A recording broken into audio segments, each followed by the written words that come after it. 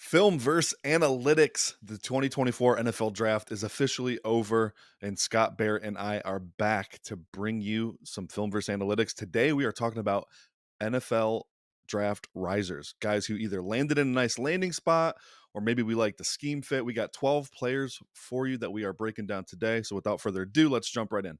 All right, Scott, the way this is going to work, I'm gonna throw out a guy. You're going to start the conversation on the guy, and then we'll make it conversational. All right. Oh, all right. So we're not going to war, film versus analytics this time? I don't think so because we kind of both pre-approved the list, so I think we're somewhat simpatico on all these guys. That's why it is a riser show. You know, if you we might have some differing opinions on why they're a riser, but anyways, All right. we're gonna start with the receivers first. I want to throw out Ricky Pearsall, and I don't think many people are thinking he's a riser other than the draft capital. Right? He did get the round one draft capital. I do think he's a riser because of where he landed, but I'm gonna pass to you, Scott. What do you think here? Yeah, so this is worthy of a victory lap. You had him wide receiver 5. You caught some heat for that.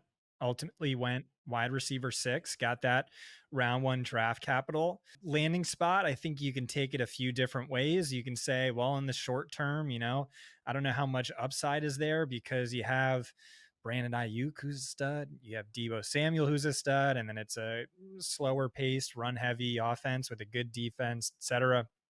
And so just to go back to our original thoughts on the player, it was the analytics weren't great. And I was sort of just like, at least in my own rookie drafts, I was giving him a hall pass just because you were so high on him.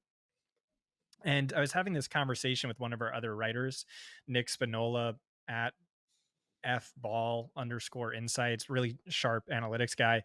And I thought he summed it up perfectly, where it's like, okay, the analytics on Pearsall weren't good, but the analytics also tell you to just draft every Shanahan or Shanahan disciple wide receiver or round one pick you can get your hands on. And so I just love that. I think that's pretty much right with him. Yeah, it was really interesting watching CJ Stroud, who did a live stream for the draft, say how much he loved this player. He was like, "Oh no, that was my guy." Also, Brandon Ayuk sent Kyle Shanahan and the GM a text message, and he was just like, they were trying to trade him or considering trading him at that point. He was like, "Fire pick, not gonna lie." But yeah, Stroud was going nuts. And he's like, "Oh, he's gonna play so well. Shanahan, Shanny's gonna scheme him open and he is gonna crush there. Oh, I'm sick we didn't get him. Before we landed Stephon Diggs, that was my guy. I was really hoping for us to get."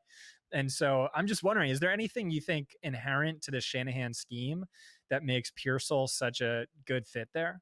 Yeah, there's an element to I mean, so I've said before, I think Pearsall fits any scheme because he's got such a diverse skill set, but ultimately, like his ability to win vertically and win in the short part of the field, I think is awesome. So it's really ironic to me because he lands on the spectrum, like dead center between what Brandon Ayuk is and what Debo Samuel is. So he gives them like a ton of versatility where if they wanted to trade Ayuk, he could easily fill that role. If they wanted to trade Debo, I won't say he could easily fill that role, but he could give you like 80% of what the Debo stuff is in that offense, which is, all the gadget plays, the runs out of the backfield. Pearsall was used that way in college, screens and shallow cross or stuff like that. So like I just think he's tailor made for that reason. So like you can just do pretty much everything. I don't have any more thoughts really than I just think Pearsall can do everything he would be asked to do in the Shanahan offense, where that's not necessarily true for every receiver. Do you see him more Debo esque or Ayuk esque? My personal preference on player would be him trying to them keeping Pearsall and Ayuk together rather than Debo and Ayuk. And I know that's a hot take. Everyone loves Debo. I just think what he does is a little bit more easily manufactured. And so getting two guys who can, separate in their route, I think is huge for that offense where Debo's not really the best route runner. He's not a guy who's going to go win one-on-one matchups against really good corners. For him, it's more manufacturing stuff, getting him involved against zone, things of that nature, where Pearsall does that at a high level as well, but he can also win pretty much any one-on-one you give him. No, I'm with you. I think that's exactly right. Like that's what you should do. But I just mean like his skill set is more similar to whom I was seeing more Ayuk. Like I think he's good after the catch. It just wasn't really bearing out in the numbers too much. But he was excellent in the intermediate to deep portion of the field, which I think is a little more Ayuk-esque. I thought it was interesting watching the presser with Kyle Shanahan, the way he talked about, because remember, I was saying, I know he has the versatility to play inside and out, but I am viewing him as more of a slot for these various reasons, which include struggling against press, although um, we don't know how PFF charts that. So I don't know how much I trust those numbers. But he said, well, you saw him in the slot. You saw him very, excellent slot receiver. And then he has the speed on the perimeter. You saw that with the combine. And just having that speed, threatening that with a go route, keeps defenders honest on all other routes on the perimeter. You just need that threat of speed. And I thought that was really interesting. So I'm guessing right away, in the Jawan role, we're mostly slot. And then if, they have to make a decision with Ayuk next year, they can trade Debo or something along those lines. What do you think? Yeah, I think that's right. I wouldn't be surprised to see them trade Debo this offseason, actually, but they've had some injury issues with him. I know he showed up to camp like super heavy last year, so he gets paid a lot of money. I don't know. Something's got to give with that receiver room, so I wouldn't be shocked if that was the actual domino to fall versus Ayuk. Love it though. I think it's a great fit. Yeah, again, I think Nick just hit the hammer on the head where it's like never bet against a guy Shanahan or a Shanahan disciple takes this early and plays at one of the premium positions for fantasy. Like that's an article I want to write this offseason, or maybe tag team with Ryan Heath or Hilo, where it's just like this is, to me, seems to be the edge now, where it's just like I want to be invested in players on teams with these legitimately elite offensive coordinators where you get an exponential payoff. Like here's a good offensive coordinator, but there's just these like five guys and they all happen to be these Shanahan disciple guys where you just like throw out all other metrics out the window, where it's like, by volume, Miami's backfield shouldn't have been anywhere near as potent as it was, but it's just, that's always been the case with the Mike McDaniel backfield. It's just always going to be awesome. And it's Shanahan is a goat and has an insane track record, especially with, wide receivers. So that's at the end of the day, I guess, Shanahan wide receiver, let's go. That's it. You don't really have to say too much more than that. Who are the five on that tree for you though? So you got McDaniel, Slowick, Shanahan, obviously, McVay. McVay, Ben Johnson, Andy Reid, Matt LaFleur, I think you would put there. Yeah, LaFleur for sure. Hopefully, my guy down in Atlanta, Zach Zach, Robinson. yeah, Yeah, former colleague for both of us. When I was at PFF, people talked about him and Slowick as if they were just like uber geniuses. So I could see yeah. that happening. All right, right on. So before we jump into the next guy, we have a short break for a sponsor. Let's jump into the 32nd pick in the draft, Scott. That is South Carolina wide receiver Xaiver Legette. And this one was interesting. Actually, the next two guys we talk about are interesting because the Buffalo Bills they moved back one spot and gave Legette to the Panthers. And then you saw Brandon Beane sit in his press conference and talk about Xaiver Legette for 3 minutes, which I thought was one of the strangest things I've ever seen in the NFL. But we'll get to that when we talk about Keon Coleman, I guess. Legette, though, lands in Carolina. I would say it's pretty easy to imagine he's the most talented receiver in Carolina. I personally love this landing spot. I'm curious to hear your thoughts here, Scott. This is the player I really wish we ended up having a video and a debate prior to the draft. If you read my article, you can tell I kind of struggle with this, where this profile is more than a red flag. It's nearly disqualifying. It's just players who break out this late and literally do nothing before that. He played a ton of games and just zero production. You should just write them off as dead, because like analytically that's what it is. Like one of the most predictive variables in my model is age adjusted yards per route run. And what you do with that is you exclude all seasons coming after, age 21, age 22 season basically doesn't count. You really need to break out early. That's indicative of a surplus level of talent that translates to the NFL. And if you don't do that, track record on 1 year wonders and late breakouts is horrific. But I, like, in my article, I was like, I know I just wrote all these words, but like, I can't help but like him. I can't help but see more upside for him than I'm the upside guy, right? So it's weighing the pros and this is like maybe he's just like 60% chance he busts because that concern is like super valid. But like I think he might have the fourth best wide receiver one upside of any wide receiver in this class. His last year again, and you have to de-weight it, but like was legitimately incredible, super freak athlete. You know, I always say athleticism's overrated for wide receivers. That's not true when you're in like the top 5 percentile in terms of athleticism, which he was. And so I like him, but I mean, like all the analytics people are just saying you took Jonathan Mingo twice is what you're doing. I thought it was interesting listening to the press conference. You had Dave Canales say, "Oh yeah, you know, like I think he's going to be a great fit for us because you look at what he did last year with jet sweeps, screens, shallow crosser, and like never a good sign when you're leading off with what a wide receiver does well with jet sweeps." And I like looked into everything he just said, and it's like, okay, Tampa Bay really didn't use the receivers in that way. You know who was using that way? Laviska Shenault and was it Laviska Shenault types. And so that's just my concern that He doesn't said really. he said vertical route tree as well, though. He didn't just list those things, but I think he did. I can pull up the direct quote for you if you want to wait a minute. when I think of the Dave Canales offense and what he was doing in Tampa Bay last year, like what Legette does well is exactly what he's going to be asked to do. Vertical route tree, screens, shallows, get guys in space, off of play action. So imagine Xaiver Legette coming over the middle on a shallow off of heavy boot action to the right. I mean, it's free yards.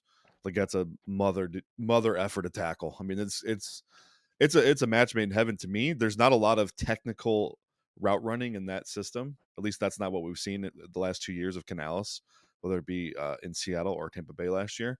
And so when you talk about a guy who presumably needed some development with his route running, he lands in an offense that's not really going to require that quickly. He's going to be great on those verts. He's going to be great on the design stuff, getting guys into space off of play action. That's what Canales' whole system thrives on. And I think Legette is he's perfect for that. He's been comped to Debo Samuel and AJ Brown, and that's exactly how those guys are used. I'd imagine he just pops right in as the new Debo slash AJ. I think he's more AJ than Debo personally, but perfect stuff for the Dave Canales scheme. Yeah, here's what he said on what jumped out when watching Xavier Legette. What you can do with him out of the backfield, jet sweeps, short crossers, perimeter screens, down the field posts. There really isn't much else we do with receivers. And he said, yeah, you ask a guy to pull a clip of everything you're looking for. So you just like, yeah, show me every route out of the backfield, every jet sweep, etc.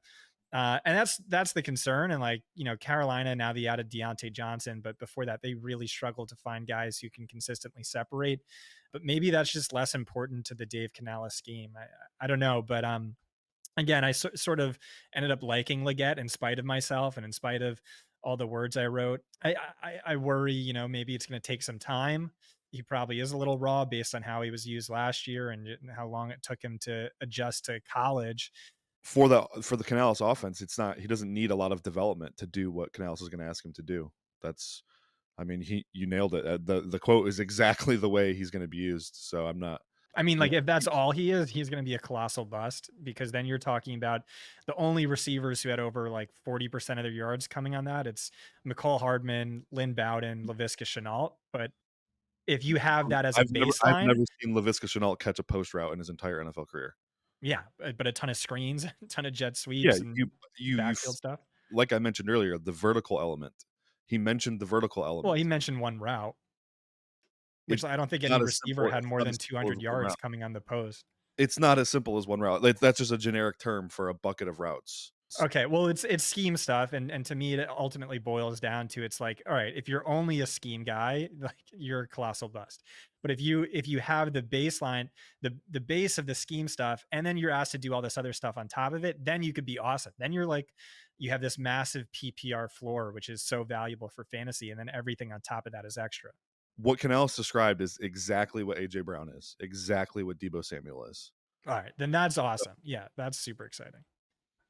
Yeah, which is why I like the landing spot. Before we jump into Coleman's tape, I mentioned it earlier. It was really funny. Brandon Bean spent like 3 minutes talking about Xavier Legette, despite having the chance to take him one pick earlier. So They knew who Carolina wanted. yeah, absolutely. I mean, even I think Bean, it was either Bean or McDermott even said it. Like in all my years of scouting, Legette was one of my favorite players to scout and talk to before the draft. So that just thought that was weird. Anyways, Keon's coming in. He's got good vibes going already with some of the interviews he's done, but he's very similar to Legette in a lot of ways. He's not quite as explosive of an athlete, but I think overall he's probably a better athlete. Scott, what do you think about this landing spot? Obviously, it's awesome. Like it wasn't a player I was all that excited about, but not a great analytics profile, but it's just Josh Allen, wide receiver. They don't have Stephon Diggs. They don't have Gabe Davis. You have to get excited about that. The one thing I really liked based on Coleman's profile is how great he was at scoring touchdowns, and that's not anywhere nearly as predictive as gaining yards, but he was legitimately awesome at it. I think he had like 9.5 times as many receiving touchdowns as any other receiver last year. And everyone on that team is like 6'3" or taller. Johnny Wilson, 6'6". And then as a junior in high school, he had 25 receiving touchdowns and 33 catches, something like that. Absolutely insane. And so, this is a potent offense that scores a lot of touchdowns. Absolutely great landing spot for a player. Maybe I wasn't too excited about. I will say in that presser you're talking about, they did call him their X. They say they do view him as their X, and I don't know. That just feels like maybe he's miscast to me. I was kind of hoping for more of a big slot role. I guess that wouldn't work in Buffalo with Dalton Kincaid, but he didn't play X last year either. That was Johnny Wilson. So any thoughts on that? They both played X. I mean, they were on opposite sides of the field a lot. So the X thing. So I don't think his ideal role in the NFL is, hey, we're going to put him at X 100% of the snaps. Nor do Mhm. I think they'll actually use him that way. Whether they're calling him an X or not, I don't think it matters. When you look at the Joe Brady offense, he didn't have a designated X last year. Gabe Davis played that role a lot. Stephon Diggs would play that role some. Dalton Kincaid would play that role some. So I do think there's an element of, he is their declared X, but like how often is he going to be, outside guy lined up on the line of scrimmage, inviting press coverage? I don't know that that's a thing that they're going to do a lot of. So it's not that concerning. I do think some big slot reps would be good for him. My favorite thing about the spot though is like, dude, the vacated targets. Like Davis is gone, Diggs is gone. The opportunity is huge. They Mhm. talked about in the press conference. They're gonna have to call on him year one. Like he's gonna have to be a big part of the offense. I think that's true. As much as I liked Khalil Shakir, he hasn't really developed into where I thought he would be. Now I think a lot of people are high on him and they think he's gonna have a great season. But when you look at the complexion of the offense, you would project what more 12 personnel than normal, right, Scott? They have Dawson Knox still, who's one of the higher paid tight ends in the league. They have Dalton Kincaid. Someone has to come off the field. Is that going to be Curtis Samuel? Is that going to be Khalil Shakir? If they're calling Keon Coleman the X, that would lead you to believe he's on the field in those two wide receiver sets, right? So that's the big question for me is like if he can stay on the field in those two wide receiver sets, I think he has a ton of value. The volume will be there. And then again, like Legette, the things he does well right now fits the Joe Brady offense perfectly, where it's like we were projecting him to have this developmental curve, right? Like, oh, he's got to go learn how to run the dig route and, you know, be a more of a technician than he is. Well, that's not really what Joe Brady is going to require of him. It's very static offense. You're going to have, hitch routes kind of sprinkled in through every pass concept with a couple verts, runoff verts, where you're just trying to create space, create layers of space where Keon can catch the ball into space and get after it after the catch. He's awesome on screen passes, on shallow crossers as well. Something Gabe Davis really struggled with was any route that ran across the field, whether that was a deep crosser, a shallow crosser, or even like a dig route. Keon is, if you get him the ball in stride, he is excellent on that stuff. Like that's going to be a huge addition. Working his way through zone coverages, that's going to be huge for him as well. Running the slant, that's an element that's been missing out of their offense. So I do think this is slam dunk. And I also think developmentally, like his best football is coming. Like it's not even close to here. He hasn't even had a full off season dedicated to just football yet. He didn't quit playing basketball until he basically announced his transfer to Florida State. So he's first full off season of just playing football, which is really exciting. Yeah, one thing I'll just say about the Joe Brady offense is, like, again, this is just an awesome landing spot for all the reasons you outlined. But Joe Brady, the offense went significantly more run heavy, top two in pass rate over expectation. That fell to like bottom seven, bottom eight once Joe Brady took over. Also, Joe Brady wide receivers have always underwhelmed. In the year 2020, Robbie Anderson and Curtis Samuel both had more fantasy points than DJ Moore on the same team that season. We saw Stephon Diggs sort of disappear once Joe Brady took over. Just things to keep in mind.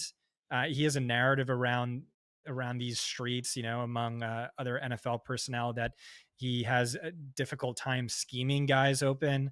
But ultimately, end of the day, it's the don't have a lot else, and it's Josh Allen, and let's go. Yeah. Yeah, the scheming. Yeah, he doesn't have a lot of patterns designed to scheme guys open. That's for sure. So he relies on his guys to win. That is 100% true. Which makes Keon valuable to me. Going to be working a lot of those hitches, back to the defense where he's boxing out defenders, stuff like that. And we know he's good at that stuff now. So, and he's big. New England Patriots take Jalen Polk with, I believe, the 38th pick in the draft. This was a massive reach for me from a draft capital standpoint. But the landing spot is juicy because they don't have any talented players on offense in general, right? I mean, their quarterback's not even talented. Love you, Drake. But Jalen Polk steps in as their de facto wide receiver one, probably the best pass catcher on the whole team. I don't really have much to say other than it's hard to not love the landing spot when he is by far the most talented guy on that offense. You think so? I don't know about that. So the way this offense looks to me is like they don't have a wide receiver one, they don't have a wide receiver two, and then they have Jalen about Polk, bro. six or seven wide receiver threes. Yeah. So they took Poke, and then what was it? A round later, 2 rounds later, they took Javon Baker, who I had ranked ahead of him. And so yeah, I guess that's what it boils down to. Is he clearly the most talented receiver on the team? Because I didn't view him as a wide receiver one archetype by any stretch. He was um primarily just a deep threat, and he wasn't all that impressive to me. He was always very clearly the wide receiver three on that team whenever Jalen McMillan was fully healthy enough to be the wide receiver two. Uh, Careful with that, by the way. The other analytics bros are going to come after you. They tell me that Jalen Polk forced Jalen McMillan to change positions, Scott. he So was you got he to was be slot all careful. the time. He was slot from the start, so I don't know about that. I But I don't I don't know about it either. I'm just all right, telling you they're going to come for you for all that. right. That's Well, here's prevailing what I'll thought. say. I was giving, Ricky Pearsall a hall pass because you were so high on him, but my guy Danny Kelly loves Jalen Polk, so I'm willing to give a hall pass for the poor analytics as well. Really believes in the player, and it's kind of tricky when you get into an offense where there are so many talented receivers, and I I do like McMillan, and I think Rome Odunze is a stud. That can muddy the analytics, especially because it's easier to produce in the slot than out wide and all that extra stuff. But yeah, ultimately probably not someone I was excited to draft, but I can get there just based on available targets and how high Danny Kelly was on him. I think we're kind of similar on this. We don't really love the player, but the draft capital investment plus the void of talent on New England is something. I will say Jalen Polk has the one trait that I value the most in receivers, which is body control. Excellent body control. So maybe that turns into good route running at some point. Maybe that turns into run after catch at some point. Right now, not really there though. All right, I want to make one last point on Polk, but before we do, let's take a short break. All right, Scott, you mentioned Javon Baker going a couple rounds later. The only thing I'll say about that is I don't know that really impacts Polk at all because I think Baker's destined to play in the slot in the NFL.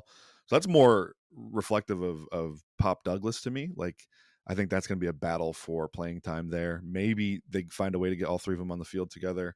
I just see Javon having to play in the slot at the next level. So Polk to me is their really only outside guy at this stage. Let's move on. Next player on the board is Jermaine Burton. Cincinnati Bengals take a receiver in the third round. And to me, this receiver had first round tape. Off field concerns pushed him down the board quite a bit into the third round. And I think it's a really good value for the Bengals. One of my favorite picks of the entire draft.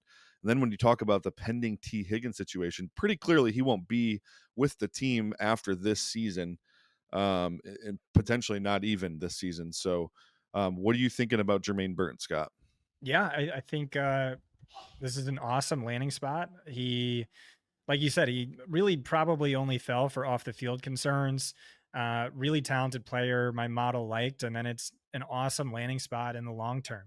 Catching passes from Joe Burrow, probably the wide receiver too, as soon as next year, and he's going to get serious playing time this year. And yeah, he's going to be one of my favorite draft targets.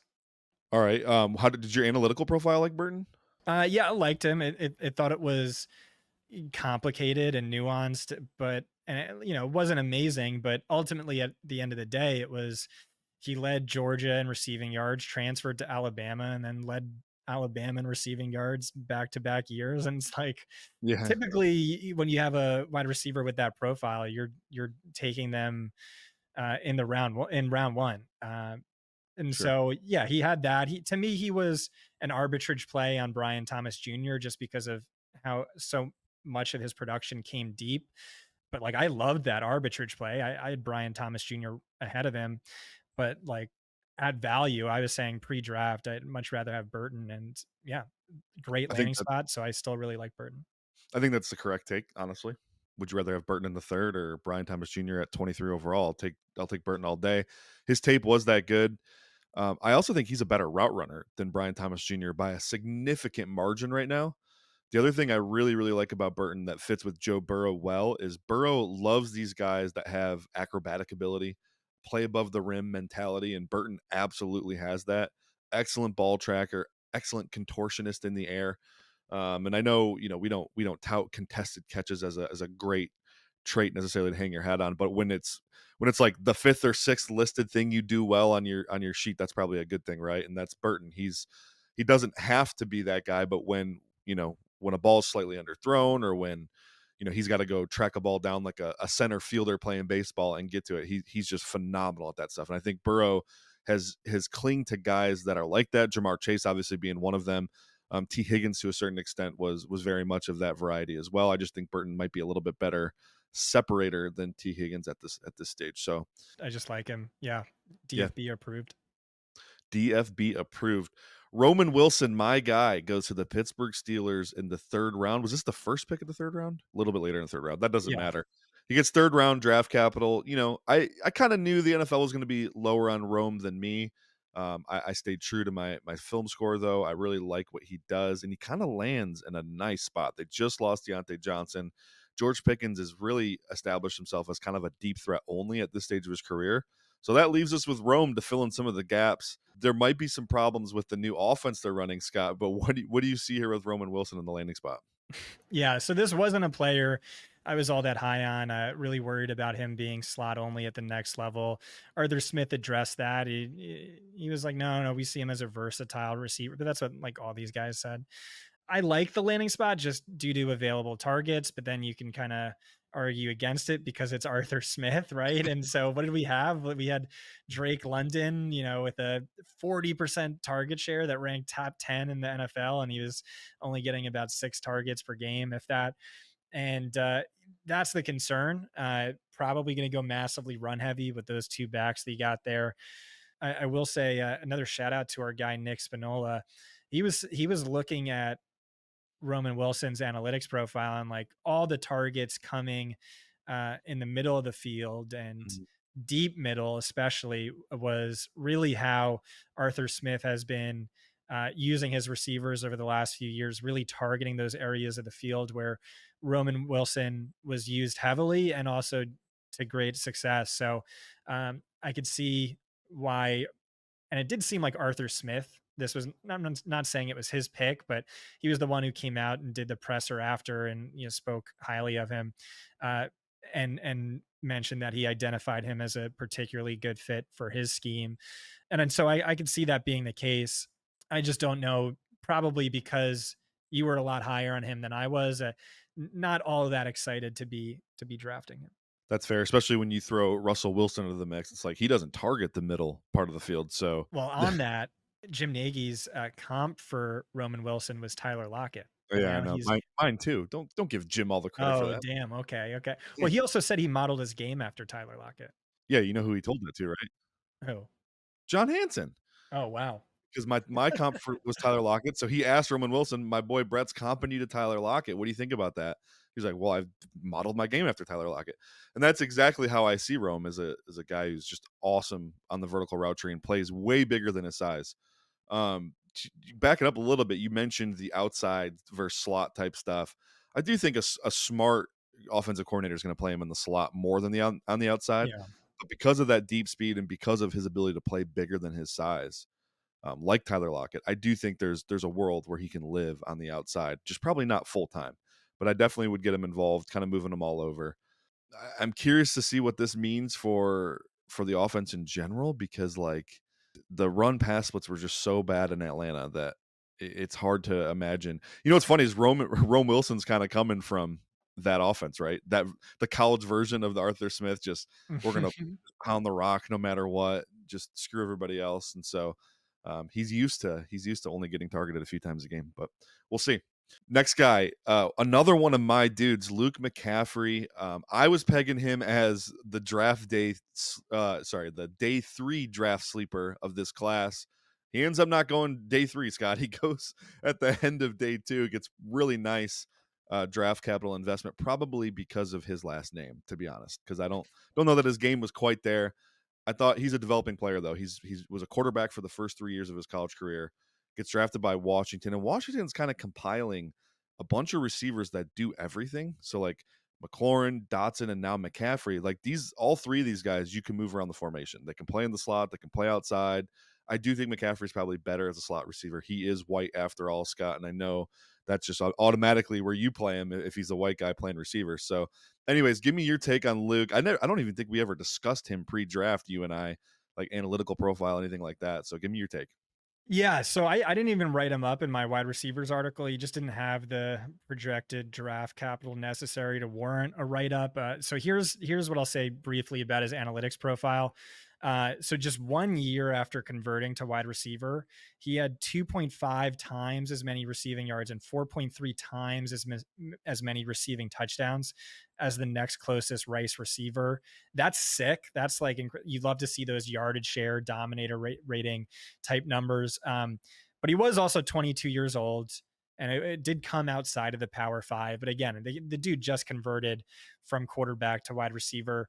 But just because he was productive doesn't mean he was very good.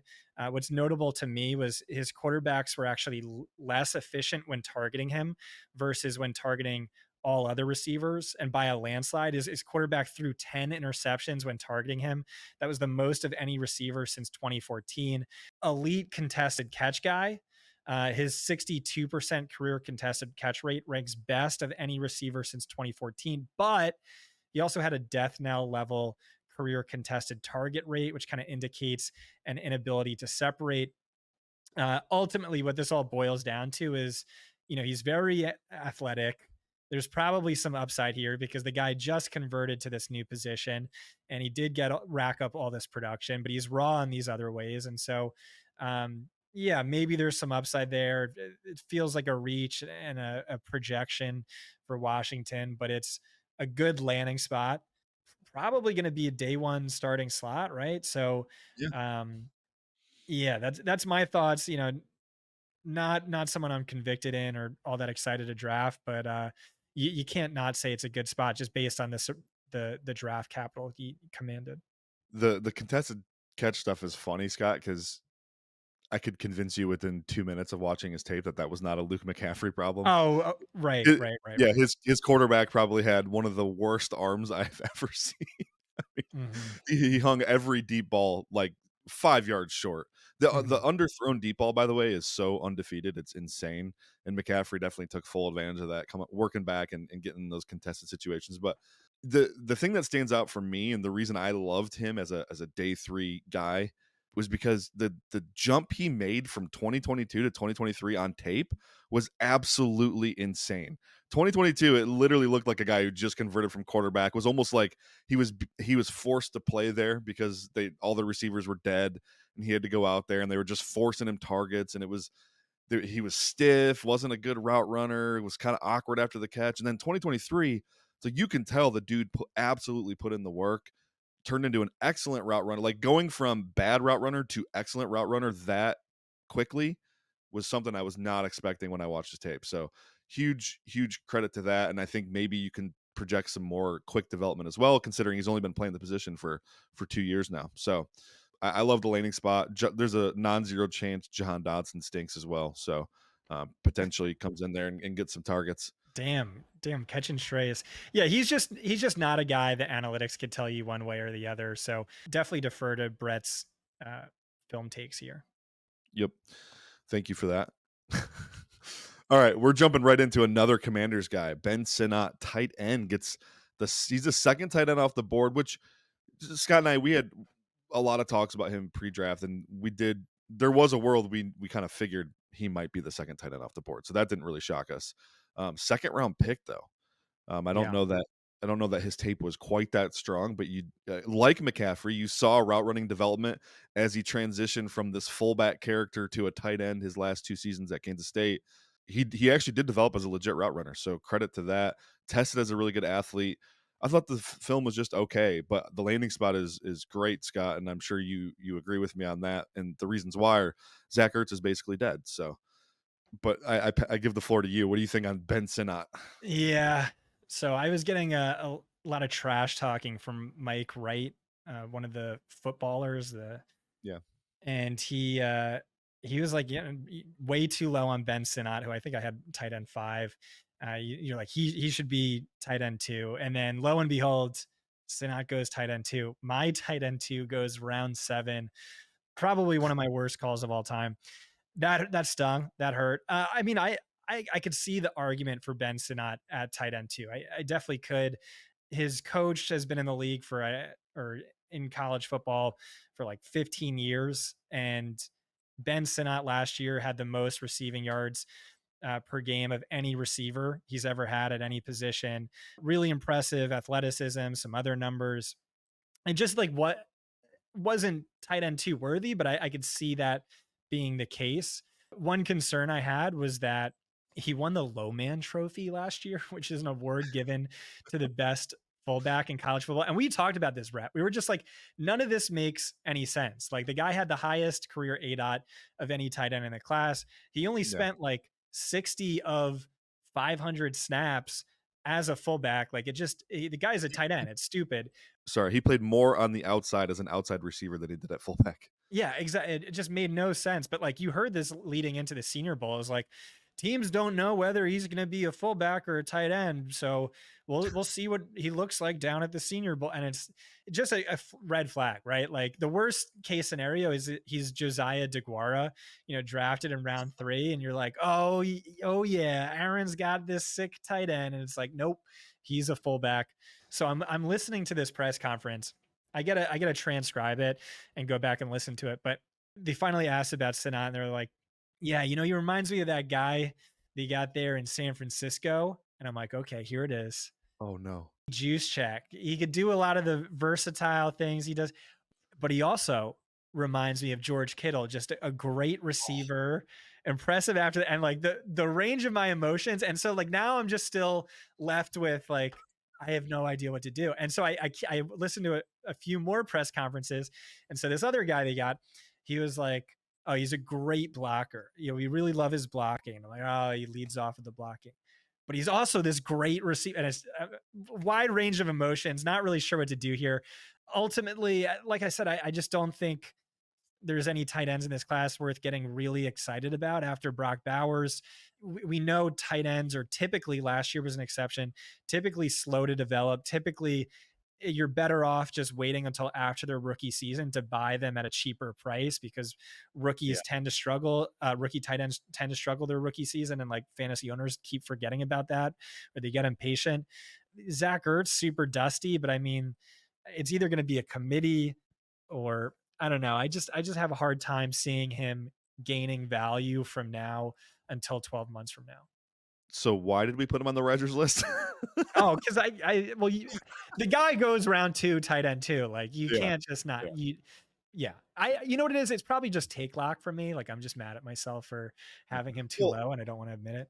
I want to encourage you a little bit on the Jaheim Bell thing, Scott, because here's the thing. We knew he wasn't going to go day 2. Like you and I knew that.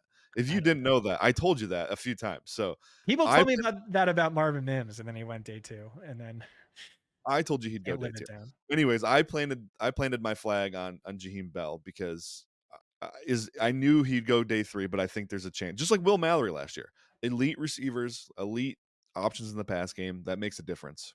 Well, the Jaheim Bell thing, like, this is where, like, the analytics get tricky, is the same thing for Xavier Legette. This might not be a red flag. This might just be totally disqualifying. And so Jaheim Bell had, like, 5 things that were totally disqualifying, and then, like, the sickest upside argument you could make. And it's hard to find a proper balance there. And so I just kind of fell too in love with the upside argument while ignoring the disqualifying red flags. But that's just kind of how it happens. So, like, I'll admit my mistakes and learn from it. And who knows, maybe he could still hit. Like, that's not a Hunter Henry and the ghost of Austin Hooper. You never know. Well, we're gonna jump into some running backs. We're gonna end the Ben Okay. Ben Sinnott talk and the 10 attack. We're gonna jump into some running backs, but before we do, we gotta hit a quick break. Scott, I got 4 running backs to end this show with. We're going to start with Carolina Panthers second round selection, Jonathon Brooks, Texas running back, followed in the footsteps of great Bijan Robinson and Roshan Johnson. Had a great season. Unfortunately, tore his ACL late in November, but NFL didn't care. Like I was wrong on that. I thought the NFL would care. They didn't care. First RB off the board. He definitely had RB1 tape. I know you love this guy. This is your RB1. I'm teeing you up for a victory lap right here, Scott. Come on, hit me. Yeah. So I like Trey Benson a lot. Jonathan Brooks' trump card over him was like so significant, which is just that like he profiles as a really good pass catcher in a class totally devoid of really, really good pass catchers. I know there's guys you like in that role, but just you don't have the data to go off. Just not a lot of balls caught in college for these other running backs. And so a bonus of that is that he's totally landing spot independent in a way that Trey Benson's not, where Trey Benson's going to need positive game script. He can get scripted out of games if he's not getting targets. And so Jonathan Brooks, you go to Carolina, love this landing spot. It doesn't matter if Carolina is as bad as they were last year because sure, they're going to abandon the run, but now he's getting peppered with targets. And so I watched this press conference and Dave Canales was asked, what led you to Jonathan Brooks? And it's like, well, first of all, we thought he was the best running back in the class. But second of all, tremendous versatility. He can do all the standard running back stuff, like take the handoffs. But on top of that, he's a really good pass catcher. We're going to be creative in how we get him out in space, just like I did last year in Tampa Bay. We're going to do that via the screens. We're going to Oh, go empty, put him out wide, and get him mismatches. And boom, like that is awesome. That is sexy. That is so much fun. Jonathan Brooks in the Rashad White role, let's go money. He should be going a lot earlier than he is right now. Great pick in your rookie drafts, easily RB1. a talented version of Rashad White has RB1 potential, like league RB1 Hell potential. yeah.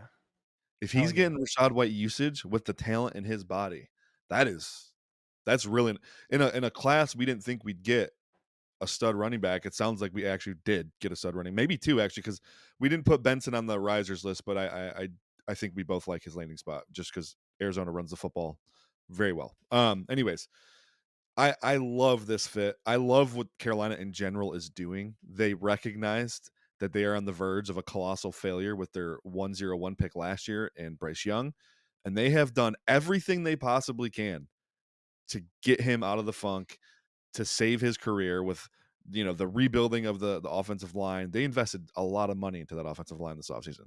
They go out and trade for Deontay Johnson. They draft Great Xavier Legette. trade. Yeah, great trade, by the way. And then they draft Jonathan Brooks. They've improved the supporting cast around Bryce Young so dramatically that I almost want to root for this team, right? And I used to live in Charlotte, so maybe that's a bias, but like I'm so impressed with what they've done. I know Dave Tepper is a wild card and it's hard to root for him, but Dave Canales is not. And I like Canales. I like everybody involved in what they're doing right now. With that said, John Brooks, man, hearing him talk about using him the way that he used Rashad White is really awesome because that was the value for Brooks to me was legit bell cow potential where all of the other guys in this class, Scott, like I could scout them and say, yeah, they have the traits to become that, but they're not there yet, right? There's not another one in this class that is where Brooks is from a bell cow standpoint. So love it. Absolutely love it. Slam dunk. The most important point to or addition for Bryce Young, I think, is Dave Canales. Like you never know. Like it's certainly not priced like this in fantasy leagues, but the guy was a QB guru to like Johnny Manziel, and then he became uh, a quarterbacks coach, and then an offensive coordinator, now a head coach. But like, look at the turnaround we saw from Geno Smith in 2022. Look at the turnaround. Like the guy was best known for getting punched in the face by a teammate, spent, I don't know, 12 years in the NFL and hadn't been a starter for 8. And then look at Baker Mayfield's ridiculous turnaround last year. Like it's certainly possible that Bryce Young has that turnaround this year. And if so, like, that's actually how I'm going to play it. I'm going to be drafting a ton of Deontay Johnson, a ton of Jonathan Brooks, and all those guys are going way too cheap in drafts right now. Let's move on. Another one of my favorite landing spots of the class is Marshawn Lloyd, USC running back going to the Packers, I believe in early round 4. I really like this landing spot because I think Lloyd he's born for the Aaron Jones role. They're going to get him on the edge. He's not going to be forced to run the ball between the tackles. They're going to get him on the edge. They're going to get him in space. They're going to throw him the football. He's going to do all the things that Aaron Jones does well. You also factor in that Josh Jacobs is on a glorified 1-year deal, and they certainly could keep him beyond this year. But point being is if Lloyd really balls out this year, there's a world where he could be taking over more than half the snaps by the end of the season or into next season. So really love the fit here. Yeah, let's not forget Josh Jacobs was legitimately terrible last year as well. He was Yeah. really bad. So here's what I'll say about this is like I know why you see this as a good landing spot. I have some concerns, and that's just this has always been a frustratingly stupid committee backfield. Where AJ Dillon, stinks and he's still Yeah. getting only like one fewer carry than Aaron Jones per game and all the goal line work. And so that's just is not fun. Don't like committee backfields. And then I thought this was an incredible stat, and no one else is talking about it. I'm worried, but you can tell me what you saw on tape. But throughout his career, Marshawn Lloyd averages 7.1 yards per carry in man gap concepts. In zone concepts, Oh. 4.1 yards per carry worse in the class, 70.7 PFF grade worse in the class. And so Green Bay has always been top 12 in the rate at which they run zone heavy. The coach also sort of has that background. Is that a concern for you? No, for one, there's a million directions I could go with this to why it's not a concern. The first is outside zone is not even in either USC's playbook, whether that's Southern California or Southern Carolina. They don't run. I think Marshawn Lloyd probably had 50 career outside zone carries in 4 years of college football. They're probably less than that, actually. I think maybe he had 10 all of last season. Outside zone is the Green Bay Packers' primary run concept. So we have no sample size of Marshawn Lloyd on outside zone carries. That zone gap split that you stated, that's purely inside zone. Mm-hmm. And not only is it inside zone, it's a type of inside zone that the Green Bay Packers don't run. It's Mm-hmm. RPO centric. Caleb Williams making the wrong read. Let me backtrack. I don't even want to go down that road. That's another whole rabbit hole we don't really need to get into. But listen, I'll say this. Marshawn Lloyd, I'm not going to sit here and claim he's the best inside zone runner in the class. He's not. He's DeAndre Swift. He needs to be on the edges. His vision wasn't awesome in inside zone, but a lot of the issues he had in inside zone weren't necessarily his problem. I think he's probably an average inside zone runner, where I know the analytical profile you just gave suggests he's like a far below average inside zone runner. That said, he's not ever going to be asked to carry the ball in inside zone in Green Bay. The Aaron Jones role is outside zone. It's power, it's counter. You take those 3 run. I know power and counter alone, Lloyd averaged like 11 yards per carry in college on those 2 run concepts, and that's what Green Bay does. So insane value there. They're going to do a little bit of duo, which Lloyd didn't have a ton of experience with in college either. It's mostly polars. He's setting up pulling blockers. That's where his vision thrives. That's where that speed and acceleration thrives. So yeah, and if they drafted him to play the Aaron Jones role, this is not a concern to me at all. If they drafted him with the idea of we're still going to run inside zone on 20% of our carries and he's the guy to do that, that is probably concerning because I don't think he's suited to do that. I think That's the Josh Jacobs role. So no, not concerned with that. But I think your concern about the committee is a legit concern, though. It has been frustrating, and especially if you consider the fact that as bad as Josh Jacobs was last year, he probably is still an upgrade over AJ Dillon in the AJ Dillon role, right? Like he's a more physical runner. He is a pretty good pass catcher as well. Not great, but he's decent. So maybe that Marshawn Lloyd role, him stepping into the Aaron Jones thing, maybe that doesn't really pan out this year at the level I want it to. Maybe they think Josh Jacobs is more of an every down runner. Love it. We're going to move on to another one of my absolute faves, Ray Davis, going to the Buffalo Bills. I like this for a variety of reasons. I'll let you go first, and then I'll kind of hit my final 2 points here. But I love the fit. I know it's a fourth round pick, and we don't typically bank on day 3 running backs being a thing. But if there was one to be a thing, I think this would be my pick. Yeah, my concerns are day 3 running backs really aren't a thing.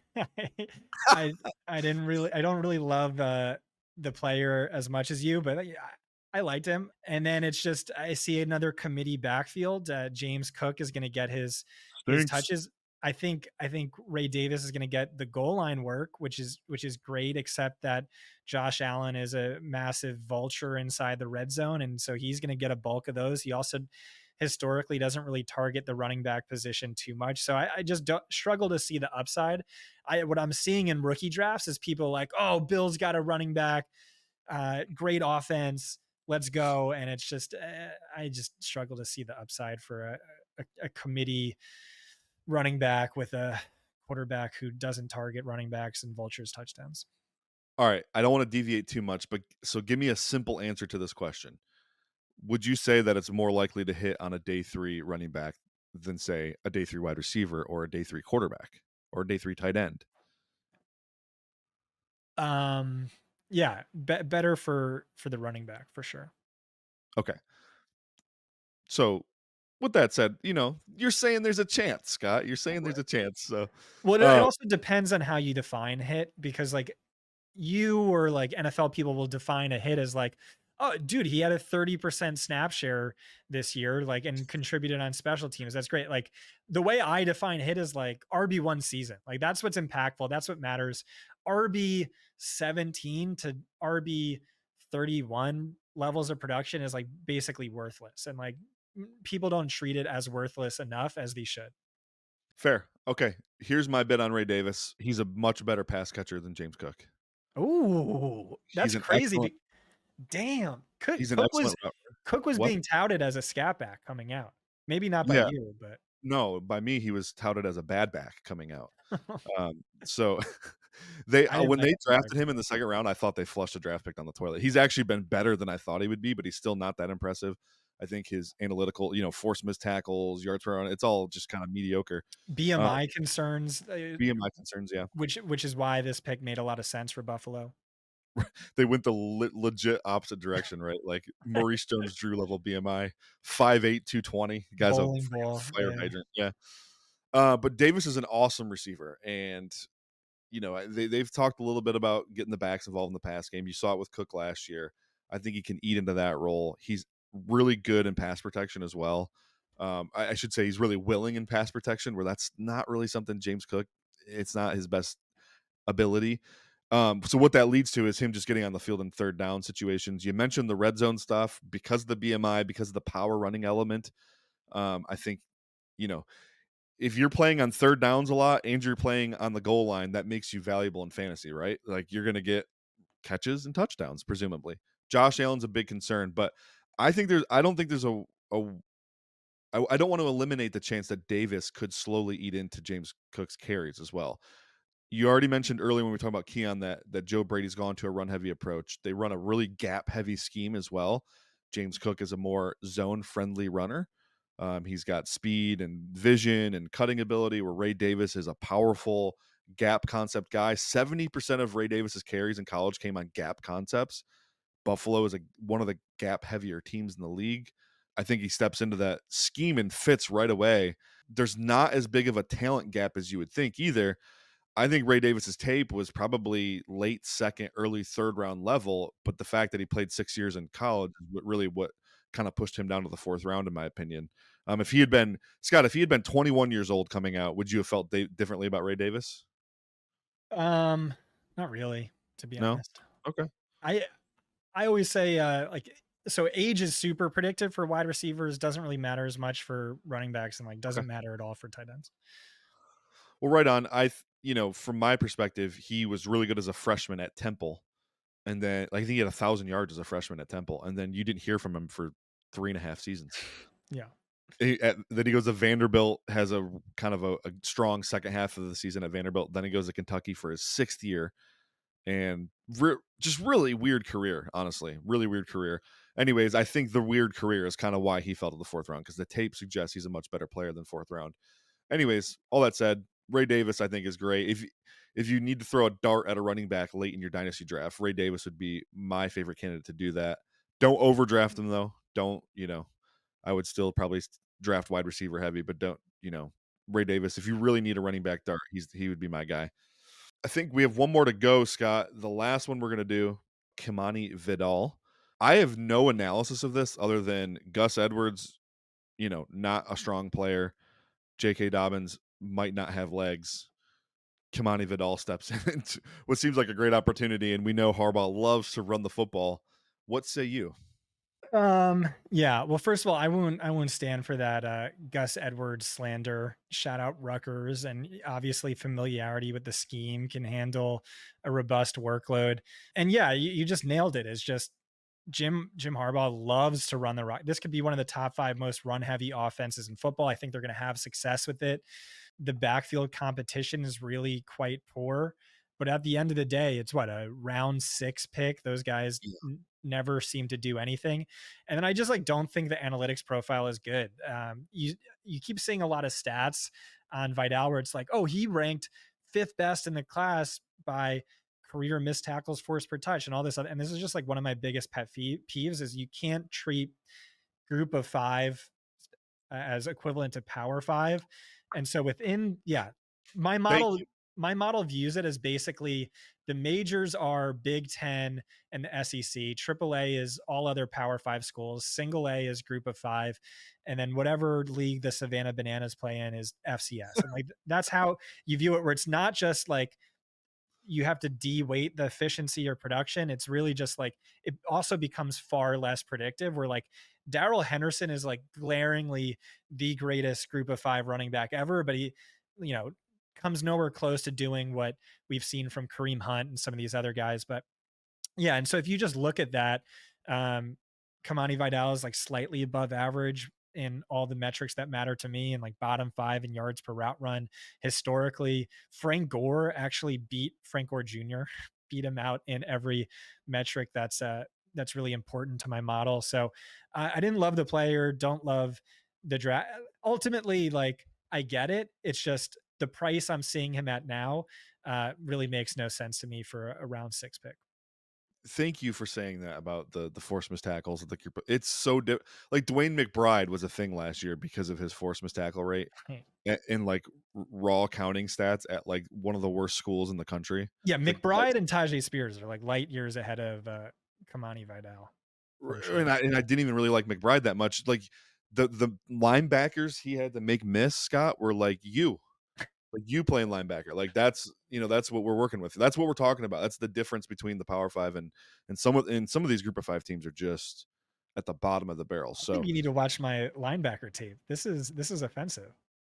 wow. I'm like a 150-pound Luke Kuechly out there. Okay. All right.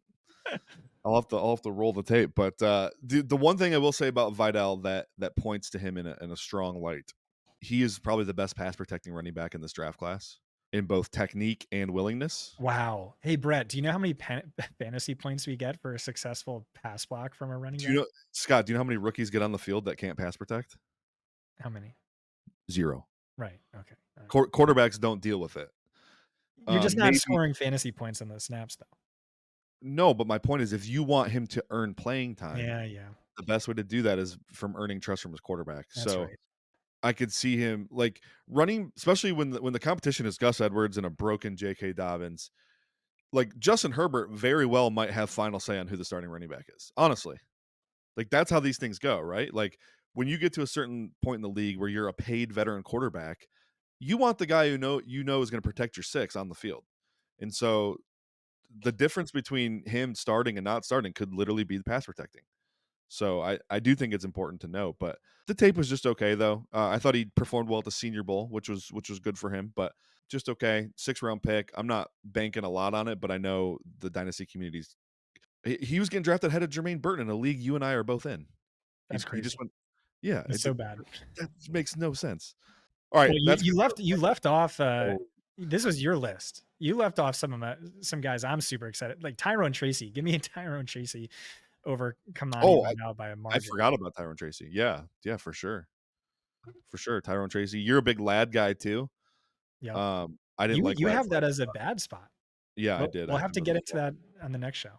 Yeah, we'll do a Fallers show. All right. All All right. right. I see. All right. All right. We've been an hour and 5 into this. We're gonna wrap it up now. That's gonna do it. Thank you so much for tuning in. Make sure you go to the YouTube channel and check out all the other videos we have. We had like 18 hours of draft coverage on there, live draft coverage. We got film versus analytics breaking down most of the top players in the draft class. So please go check those out. Still great content on the site as well. That's gonna do it for us. We are out.